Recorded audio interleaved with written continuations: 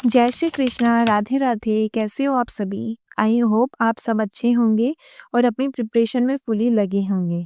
तो आज डे 17 है मेरे 21 डेज़ चैलेंज का और मुझे काफ़ी लोगों ने पूछा था कि हम कन्फ्यूज़ हो रहे हैं, प्रिपरेशन कैसे स्टार्ट करें, क्या पढ़ें, कैसे पढ़ें?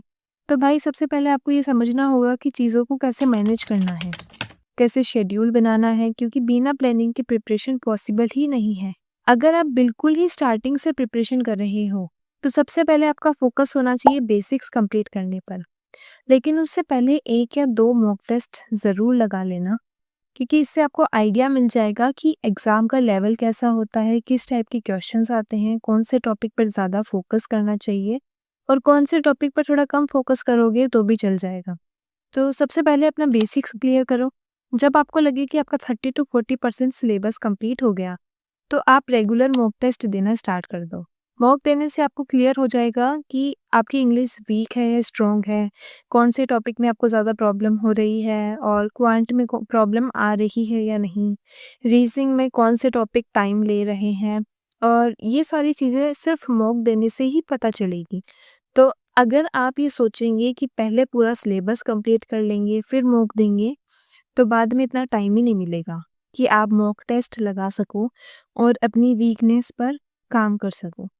तो अभी टेक्निकली हमारे पास 6 मंथ है, लेकिन आप सिर्फ 5 मंथ ही मान के चलो क्योंकि लास्ट का जो मंथ है, उसमें तो हमें सिर्फ मॉक टेस्ट देना है, प्रैक्टिस करना है और परफेक्ट बनना है। तो बिना टाइम वेस्ट किए, बिना ओवरथिंकिंग के आज से ही प्रिपरेशन स्टार्ट कर दो।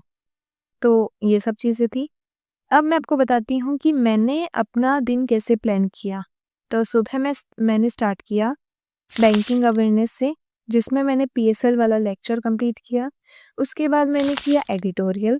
एडिटोरियल से मेरी रीडिंग इम्प्रूव हो रही है और अब वोकैबुलरी भी याद रहने लगी है।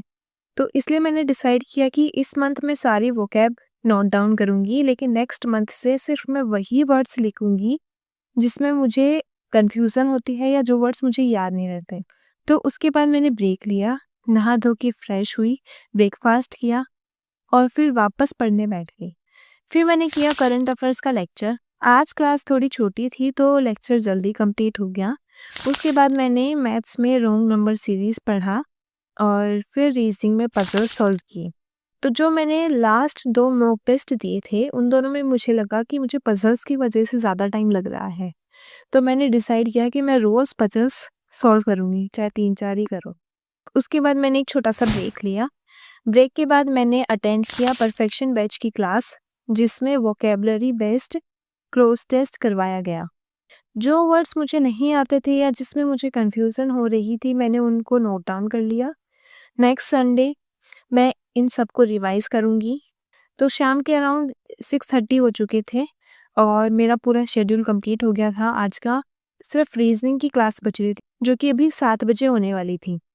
तो मैंने सोचा कि तब तक एक मॉक टेस्ट लगा लेते हैं। तो मैंने मॉक टेस्ट दिया और स्कोर्स मेरे कुछ ख़ास नहीं आए। अटेम्प्ट्स भी ज़्यादा अच्छे नहीं हुए। रीज़निंग में पज़ल्स में बहुत ज़्यादा टाइम ले लिया, तो और कुछ क्वेश्चंस भी मैंने स्किप कर दिए। तो जिसकी वजह से मेरे अटेम्प्ट्स थे 61 एंड मेरा स्कोर था 49.75। लेकिन मैं बिल्कुल भी डिमोटिवेट नहीं हूँ क्योंकि मुझे पता है ये सब लर्निंग प्रोसेस का ही पार्ट है। तो धीरे-धीरे इम्प्रूव हो जाएगा। उसके बाद मैंने खाना खाया, खाना खा के थोड़ा वॉक किया और फिर मैंने रीज़निंग में ब्लड रिलेशन की क्लास ली। इसके साथ मेरा आज का पूरा शेड्यूल कंप्लीट हो गया। अगर आपको वीडियो अच्छी लगी हो तो लाइक एंड सब्सक्राइब ज़रूर करना। तो मिलते हैं नेक्स्ट व्लॉग में, तब तक के लिए bye bye, take care, Radhe Radhe.